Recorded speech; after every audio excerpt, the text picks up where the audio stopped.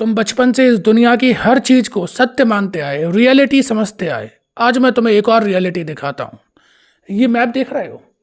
यहाँ पर ये बताओ, हमेशा नॉर्थ ऊपर की तरफ क्यों होता है, जबकि हर मैप पे ऐसा नहीं होता। एशियंट इजिप्शियन जो मैप था वहाँ पे ईस्ट की तरफ ऊपर मानी जाती थी। मिडिवल टाइम पे जो मुस्लिम मैप थे वहाँ पर साउथ को ऊपर मानते थे। यहाँ तक कि ऑस्ट्रेलिया में अभी भी कुछ स्कूलों में ऐसे मैप हैं जहाँ पर साउथ को ऊपर मानते हैं। दुनिया तो गोल है। ये एक इन्होंने 2D प्रोजेक्शन अगर कर भी दी है तो क्या होता है, दुनिया गोल है। चाहे यहाँ से स्टार्टिंग कर लो, यहाँ से कर लो, यहाँ से कर लो, जरूरी क्या है कि नॉर्थ हमेशा ऊपर रहे। बस हुआ क्या कि दुनिया ने अपने एक फ़ायदे के लिए कि चलो पूरी दुनिया एक तौर तरीके से चलेगी, तो एक नैरेटिव सेट करा कि इस तरीके का ये मैप है और यहाँ पर जो दुनिया है वो नॉर्थ की जो दुनिया है वो ऊपर मानी जाएगी। अब ऐसा क्यों हुआ? क्योंकि यूरोपियन पावर में थे। वो भी छोड़ो, चलो 0 डिग्री प्राइम लॉन्गिट्यूड जो कि ग्रीनविच लंदन से पास होता है, वहाँ से पूरी दुनिया का टाइम स्टार्ट होता है। कैसे पता कि वहीं से टाइम स्टार्ट होता है? अंग्रेजों में दम थे, उनकी सत्ता थी, उन्होंने एक नरेटिव बनाया और उनका नरेटिव पूरी दुनिया में छा गया। और बता देता हूँ, 0 डिग्री इक्वाटर, ये एक सीधी लाइन खींचती। अब ये क्यों करी? कहीं और से भी रखी जा सकती थी लाइन, सर्कल है, कहीं से भी तुम रख सकते हो।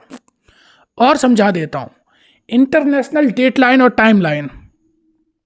इंटरनेशनल जो डेट लाइन है वहाँ से मानते हैं कि यहाँ से आज 1 तारीख स्टार्ट हुई और उसके उस पार एक दिन आज ख़त्म हुआ। ये सारी चीज़ें कहाँ से होती हैं? ये चीज़ें तुम्हें कैसे पता? केवल वर्ल्ड में जो पावरफुल लोग हैं उन्होंने एक नैरेटिव चलाया। अब बोलोगे ये तो केवल ज्योग्राफी की बात हो गई। चलो तुम पॉलिटिकल साइंस की बात कर लो। एक जो सरकार है, सरकार क्या है? ये पूरा खेल नैरेटिव का है। एक पॉलिटिकल पार्टी आई, उन्होंने कुछ वादे करे, और वादे किनसे करे और कहाँ से वो पार्टी आई? हमारे बीच से कुछ लोग हमने चुने कि ठीक है, तुम हमारा प्रतिनिधित्व करोगे, तुम हमारे नेता हुए, तुम हमारे लिए काम करोगे। ऐसे कुछ लोग मिले, सरकार बनाई कि एक समाज की व्यवस्था सुचारू रूप से चलती रहे। ये भी तो एक नैरेटिव है। क्या अथॉरिटी इनके पास है? इन्हें अथॉरिटी मिल कहाँ से रही वो चीज़ देखो। जैसे ज्योग्राफी में जो ज़्यादातर चीज़ें हैं वर्ल्ड रिकग्नाइज हैं। वर्ल्ड रिकग्नाइज मतलब कि जो वर्ल्ड की बड़ी बड़ी गवर्नमेंट हैं या बड़ी बड़ी ऑर्गेनाइजेशन हैं उनसे रिकग्नाइज है। लेकिन वो गवर्नमेंट, वो ऑर्गेनाइजेशन, उन्हें रिकग्नाइज कौन कर रहा है? उन्हें ऑथोराइज कौन कर रहा है? हम दुनिया के लोग कर रहे हैं। जो 9 बिलियन की आबादी इस पूरे वर्ल्ड की है, हम उनसे कह रहे हैं ठीक है तुम हमारे नेता हो, और वो लोग बैठ के फिर जो भी निर्णय ले रहे हैं हम उन्हें मान रहे हैं। उनके नरेटिव को हम, जो भी नरेटिव वो सेट कर रहे हैं उन्हें हम एक्सेप्ट कर रहे हैं। ये दुनिया है। अगर अभी भी लगता हो कि ये तो चलो ऐसी सोशल की बातें हैं, क्या ये ठीक है, तुम्हारे अस्तित्व पे सवाल खड़ा कर देता हूँ, फिर बताना। अच्छा बताओ, जो तुम एक पत्ती देखते हो, एक घास का तिनका उठाना और बोल देना कि ये तिनका हरा है, और मुझे बताओ कि तुम्हें कैसे पता कि ये तिनका हरा है? तुम्हारे पास उसके क्या सबूत हैं? केवल यही कि तुम्हारी आंखें देख रही हैं कि वो तिनका हरा है, बस यही सबूत है तुम्हारे पास। तुम्हारी आंखें ऐसी हैं, तुम्हारी आंखें ट्राइक्रोमेटिक हैं, जिसकी वजह से तुम उसे हरा देख पा रहे हो। मधुमक्खी अगर बोल पाती तो बोलती ये पर्पल रंग की पत्ती है। कोई और जीव होता, गाय भैंस होती, बोलती इसमें तो रंग नहीं है, ये तो काला है। अब बताओ, यहाँ पर रियलिटी केवल तुम्हारे नैरेटिव का गेम है। नजरिया कैसा है तुम्हारा? इसीलिए एक बड़ा ही फेमस ऋग्वेद का है कि यथा दृष्टि तथा सृष्टि। जिस प्रकार की आपकी दृष्टि हो जाती है, आपकी सृष्टि भी, दुनिया भी वैसी हो जाती है। और ये कोई रॉकेट साइंस नहीं है। जैसे कि अगर तुम मोबाइल में कोई फ़ोटो खींच रहे हो, उसमें अब तुम जैसा फ़िल्टर लगा दोगे तो वैसी फ़ोटो आ जाएगी। यानी कि कैमरा और फिल्टर का कमाल है, वो रियलिटी से अलग होती है कि नहीं होती है? बताओ। अब यहाँ तक कि 2 अलग अलग क्वालिटी के स्मार्टफोन लेना, एक सस्ता ले लेना, एक महंगा लेना, दोनों से नॉर्मल फ़ोटो क्लिक करना या दोनों की स्क्रीन देखना, उनमें बहुत अंतर होगा। कैसे अंतर होगा? क्योंकि उनकी स्क्रीन की क्वालिटी अलग है। ऐसे ही जो चीज़ हम यहाँ पर देख रहे हैं वो केवल हमारी आंखें देख रही हैं। इस वजह से वो हमें ऐसा दिखाई दे रहा है, वो रियलिटी नहीं है। अगर अभी भी तुम्हें कुछ नहीं लगता हो तो बताओ ज़रा कि जो तुम्हारा नाम है, तुम तो पूरे एक नरेटिव हो। मैं अपनी बात करता हूँ, अपने सब समझ लेना। जय, जय क्या है? एक बच्चे का जन्म हुआ, उसमें उस बच्चे की कोई मर्जी नहीं, कुछ भी मर्जी नहीं। घर वाले तुम्हें एक नाम दे देते हैं, तुम्हारे आसपास के लोग उसी नाम से तुम्हें बुलाने लगते हैं। इसमें क्या रियलिटी है जरा बताओ? 10 लोग मिलकर अगर कोई चीज़ बोलने लगे तो वो चीज़ सही हो जाती है, दुनिया में हो जाती है, क्योंकि ये दुनिया वैसी है। यहाँ पर अगर एक कमरा, मानो कि एक कमरा है, वहाँ पर 10 लोग हैं और 10 में से अगर 9 लोग बोल रहे हैं कि ये ठीक है, तो तुम भी बोलोगे कि ये ठीक है। यही तो नरेटिव है।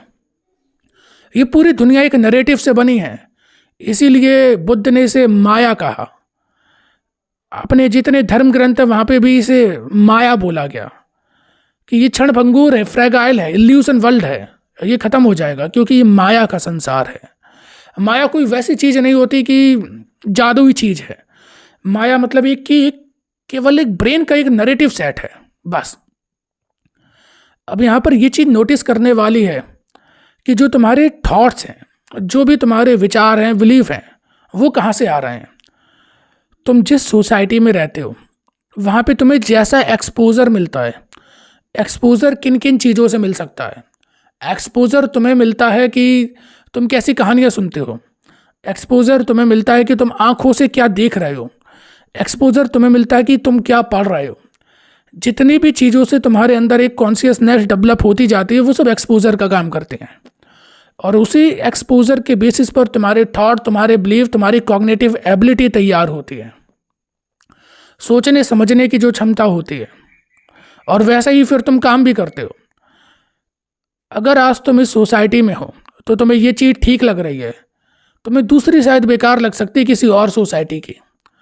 लेकिन अगर क्या होता कि तुम किसी और सोसाइटी में होते, अगर क्या होता कि तुम पैदा चलो यहीं हो जाते, लेकिन जब तुम्हारी कॉग्निटिव एबिलिटी, याददाश्त जब डेवलप हो रही होती, तब तुम कहीं और चले जाते।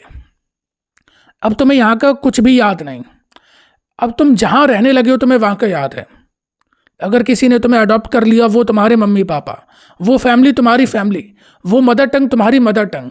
अब बताओ, पूरे बदल गए ना। एक इंसान का कोई भी अस्तित्व अगर है तो वो केवल उसकी याददाश्त से है, और अगर वो याददाश्त एक कोरा कागज की तरह हो जाए तो उस इंसान का कोई अस्तित्व नहीं। यहाँ पे हमारे दिमाग में केवल नरेटिव भरे हैं। और पता है दुनिया कैसे चल रही है? ब्लू तुम जीन्स जो पहन रहे हो, अमेरिका का नरेटिव है। डेमोक्रेसी, अमेरिका का सबसे बड़ा हथियार, वो अमेरिका का नरेटिव है। ये सारे नरेटिव चलाए जाते हैं। तुम MBA जो एक टाइम पर बहुत चला था, अभी भी IIT के लिए एक दौड़ लगी रहती है। ये कैसे हैं? एक टाइम था जब हमने ग्लोबलाइजेशन, लिबरलाइजेशन 1991 में साइन करी थी। 2000 के आसपास अमेरिका को टेक्निकल स्टाफ की, वर्किंग स्टाफ की ज़रूरत थी, इंजीनियर्स की, डॉक्टर्स की ज़रूरत थी, मैनेजमेंट टीम की ज़रूरत थी। तो उन्हें चाहिए था कि MBA करके लोग हमारे पास पूरी दुनिया से आएँ। उन्हें चाहिए था कि इंजीनियरिंग करके लोग हमारे पास आएँ। उन्हें ज़रूरत थी, तो इंडिया और ऐसे छोटे छोटे देश में होड़ मच गई कि चलो ये करते हैं, क्योंकि केवल और केवल एक नैरेटिव सेट करा गया। अगर तुम समझ पा रहे हो तो अभी ये भी तुम समझ गए होगी कि नैरेटिव छोटे और बड़े दोनों होते हैं। एक नैरेटिव वो है जो तुम्हारा अस्तित्व है, और दूसरा नैरेटिव वो है जिसे पूरी दुनिया मान रही है। इन दोनों में कितना फ़र्क है? सिर्फ फ़र्क इतना है, एक नैरेटिव है जो एक पावरफुल आदमी चला रहा है, और एक नैरेटिव है जो सबकी ज़िंदगी है। सब नैरेटिव में है, सब इल्यूशन में है, बस केवल फ़र्क इतना ही है। एक नैरेटिव है जिसे कि करोड़ों लोग मान रहे हैं, एक है कि परफॉर्मर है। एक जितने भी यहाँ पे अभी भी, पहले कार्ल मार्क्स जैसे लोग आए, बड़े बड़े थिंकर आए, दुनिया उनके पीछे चली, ठीक है। एक उन्होंने नैरेटिव अपना सेट करा, ऐसे ही, और बाकी के लोग केवल उनकी ऑडियंस बन के रहे। आगे भी ऐसे लोग होंगे, आगे भी बिल्कुल ऐसे ही लोग होंगे जो परफॉर्म करेंगे और दुनिया उनकी ऑडियंस बनेगी, उनके पीछे चलेगी। इस बात पे डिपेंड करता है कि जो तुम नैरेटिव सेट कर रहे हो उसे कितने लोग मान रहे हैं, तुम उतने ही पावरफुल बन जाते हो। शक्ति पैदा नहीं करी जाती, शक्ति अर्जित करी जाती है। अब बताओ जरा, अब नजरिया बदला। पूरी दुनिया, जो एक छोटी सी छोटी चीज भी तुम अपने आसपास देख रहे हो, मैंने इसीलिए एग्जाम्पल बहुत रूट लेवल से लिए हैं। यहां तक कि अब तुम्हारी भावनाओं की भी बात कर लें। भावनाएं तुम्हारी हार्मोन से आते हैं। प्यार हो रहा है, अटैचमेंट हो रहा है किसी से, ऑक्सीटोसिन, एंडोपाइनफ्राइन। स्ट्रेस बढ़ता है तुम्हारा कभी भी, रिलेशनशिप हो या वर्क को लेकर के, कॉर्टिसोल लेवल। तुम्हारे हर ब्रेन के हॉर्मोन्स का कमाल है जो भी तुम फील कर रहे हो, और कुछ भी नहीं। इतना मैं तुम्हें जितना भी बता चुका हूं, इतने से तुम्हारे समझ में आ जानी चाहिए कि ये जो पूरी दुनिया है ये केवल एक खेल है। This world is a illusion. ये नरेटिव का खेल है पूरा। यहां पर रियलिटी कुछ भी नहीं है। इसीलिए अब अपने आप को, अपने हर पल को रियल मान के जियो। माना मैंने कि हर चीज यहां पर हार्मोन का कमाल है। माना मैंने कि हर चीज यहां पर पहले से प्री सेट नरेटिव है जिन्हें हम मानते चले आ रहे हैं। माना मैंने कि मेरी जिंदगी, मेरा नाम, मेरे थॉट, मेरे एक्शन, सब चीज नरेटिव है। I accept everything.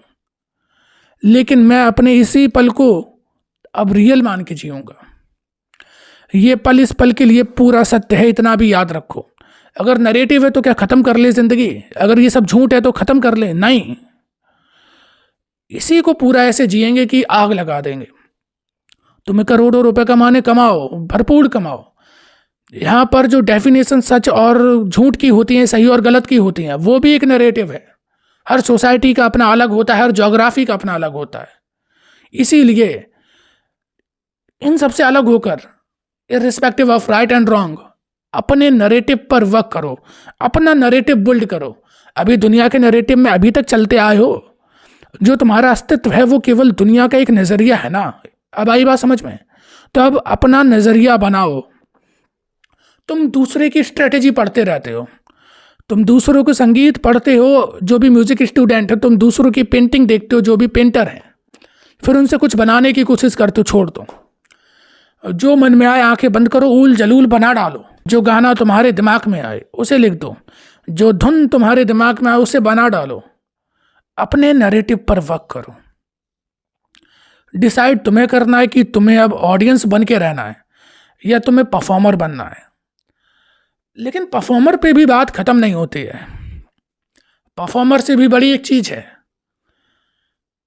जिसे हम बोलते हैं ऑब्जर्वर। ऑब्जर्वर मतलब दृष्टा, जो ना तो तुम्हारे कर्म में बंधा है ना, और ना ही किसी और को बांध रहा है। ना परफॉर्मर है, ना डूअर है, ना ऑडियंस, कुछ भी नहीं। वो केवल ये दुनिया को देख रहा, मुस्कुरा रहा है, मजे ले रहा है। ऑडियंस का पार्ट भी है वो, परफॉर्मर का भी पार्ट है। केवल वो देख के मुस्कुराता है कि इन्हें देखो कैसी भेड़ चाल में चलने में लगे हैं।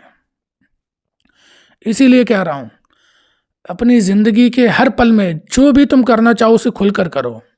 दुनिया एक नैरेटिव बनाई थी, अब मैं अपना नैरेटिव बना रहा हूं। एक्सेप्ट ये भी करना पड़ेगा अगर तुम पे पूरा कॉन्फिडेंस होगा, खुद पर अगर पूरा विश्वास रखोगे, तो तुम्हारा नैरेटिव पहले तुम अपने आप उसे एक्सेप्ट करो, उसे मानो, उसे जियो, दुनिया भी उसे जीने लगेगी।